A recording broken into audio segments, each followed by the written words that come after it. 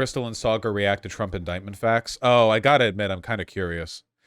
So we all read the indictment together, so we know it's indefensible.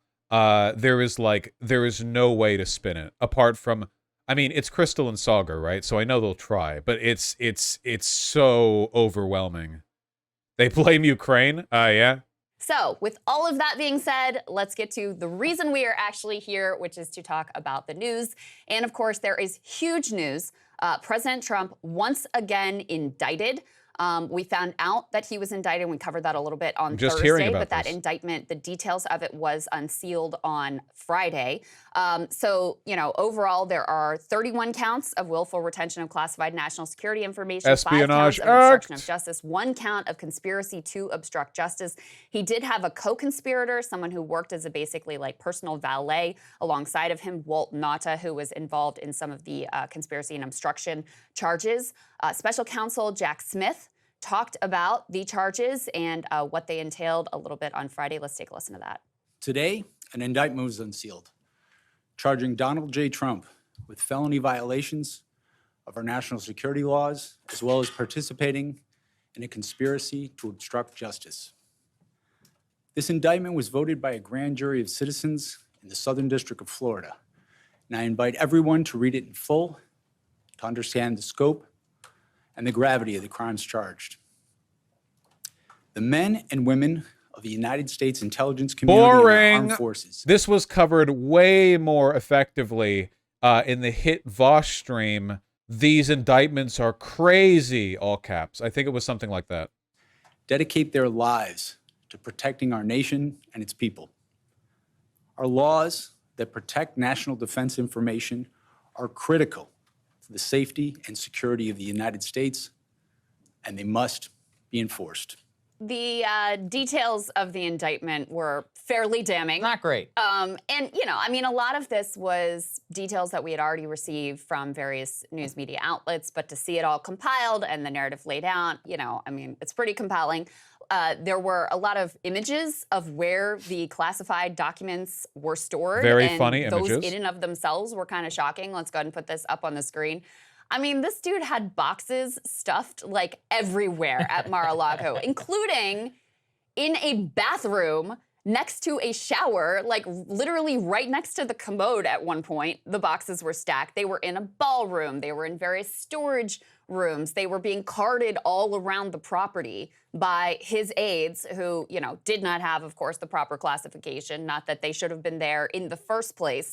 So just the imagery of it, a lot of people were reacting to. Put this next piece up on the screen. Yeah, I'm content stealing right now. I wonder when the other shoe's going to drop, right? Because like at some point, one of them has to say like, this is actually a deep state effort to distract people from the fact that Zelensky is losing in Ukraine and we're spending trillions of dollars supporting him in an effort to provoke World War III, right? Like eventually the shoe has to drop. You know, if it doesn't, then hey, that's great. I think that'd be cool. NBC News compiled, you know, what they considered to be the top 11 takeaways from the Trump classified documents indictment. First of all, important to note, these charges are in Florida. And the judge that has so far been assigned to the case is someone who has taken some is a Trump appointee, has taken some favorable decisions towards Trump. And of course, you would expect a jury in South Florida to be perhaps more favorable towards him than a jury in Washington, D.C. So that part is important to note to start with. But there's a couple of anecdotes in here, Sagar, about Trump. I don't think that's true, by the way. Have him on tape talking about how these documents are classified. I could have declassified them when I was president, but now I can't. And he's like waving them around to some guy who's writing a book about him. Right. There's another instance where he's showing some maps to someone who's involved with his PAC. Apparently, people think this was actually Kid Rock that he was showing these, again, classified maps to. So you have that. I have heard people saying that, yeah. You have details here about the level of secretness of the information. And this wasn't, you know, things that were overclassified. We're talking about some of the most sensitive information that the U.S. government has, including information, and this is the language from the indictment, regarding defense and weapons capabilities of both the U.S. and foreign countries, U.S. nuclear programs, potential vulnerabilities of the U.S. and its allies, and plans for a possible retaliation in response to a foreign attack. You've got staffers documented freaking out. They say that because Kid Rock said it? Social media is ablaze as old Kid Rock interview with Tucker Carlson resurfaces with the star telling him that Trump, quote, showed him maps of North Korea during 2017 White House visit. Okay. About having to shift the documents around, and one instance where they open up the door to one of the rooms where these boxes are being stored and they've all spilled out on the floor. You've got Trump suggesting to his lawyers that they shouldn't, quote, play ball with the grand jury subpoena, and even saying to one of them, isn't it better if there are no documents? Basically suggesting, like, let's just lie and say we don't have anything.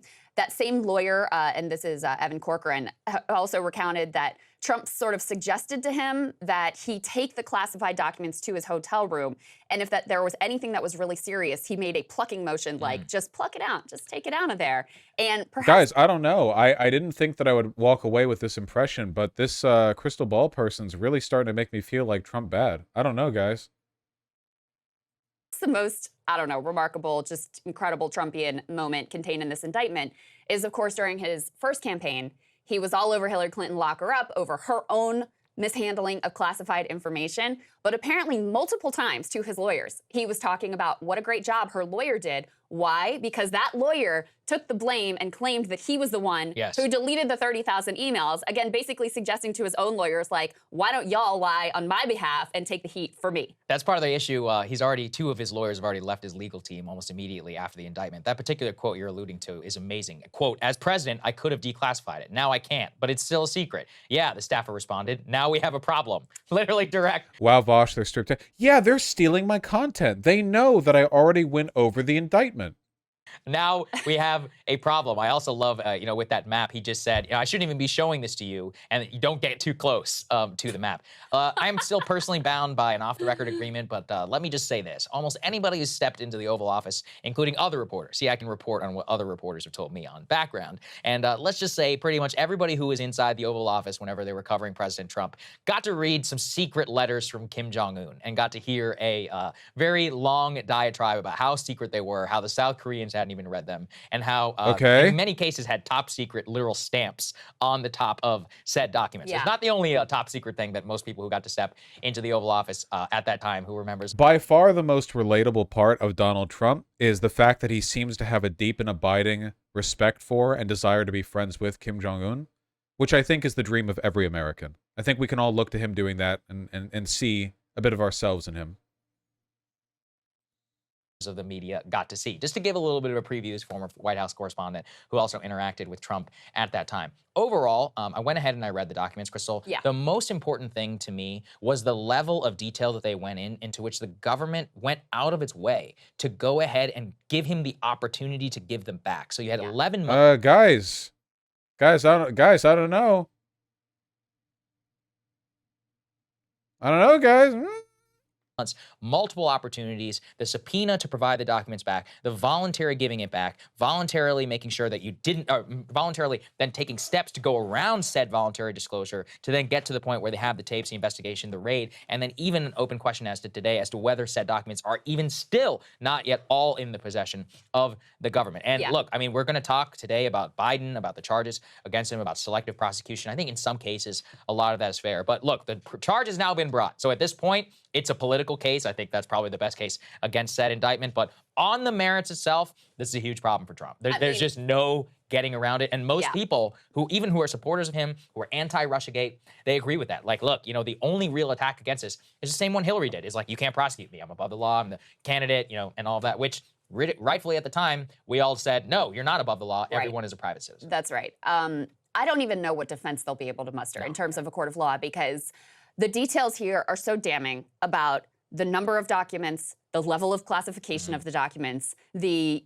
willful retention of the documents. So this wasn't like, part of the justification for not prosecuting Hillary, which, I think I disagree with, but part of the justification was they couldn't prove that she willfully retained the documents. Yeah, because that's the whole thing. The difference between Trump and Hillary is, A, the deleted emails were just Hillary Clinton's correspondence. They weren't like ultra top secret documents taken from a White House presidency and kept. And what's more, if Trump had taken them but then complied with the government and brought them back when requested, this wouldn't be an issue. He willfully hid it. Whereas, like, we have clear evidence that he willfully hid it, that he deliberately and willfully concealed it from the government. And none of this is present with the Hillary case. Completely different. It's apples and oranges, you know. I think the Hillary thing, by the way, to be clear, the emails Hillary shit, right? Like, I still think that's bad, you know? I don't think it's good. I don't think Hillary did nothing wrong or anything like that. It's just, it's completely incomparable. It's so far out there. It's quite clear Trump knows he has them, knows he shouldn't have them, and he's trying to cover it up.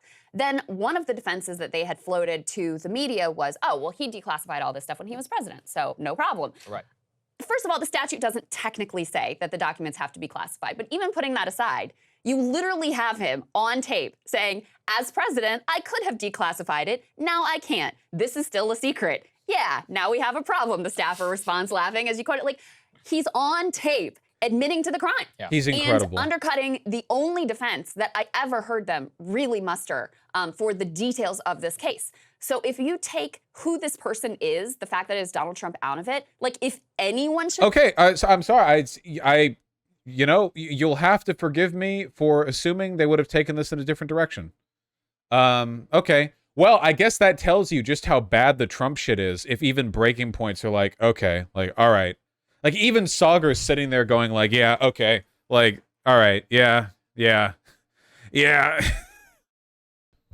They interviewed Jack Dorsey today, too. Definitely a lot there. Oh, busy day for them. Jack Dorsey on RFK Jr., Elon Musk AI regulation. Jesus Christ. Dude, Jack Dorsey is so brain-cooked, man. All of these, like, wannabe savior-type tech media guys with their esotericism and their obsession with being smarter than everyone else, unironically supporting RFK. God almighty. I mean, he's the front runner against Biden. Yeah. What's the take on RFK? I know very little about him, but I think he's just a crank. And he's also, like, worse than Biden in every, like, measurable sense. So I don't think there's any value there. There's one last thing I wanted to talk about. Whoa! Did Breaking Points get a new logo?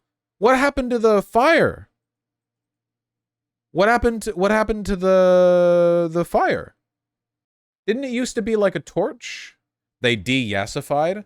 Ah, now it looks so much more boring.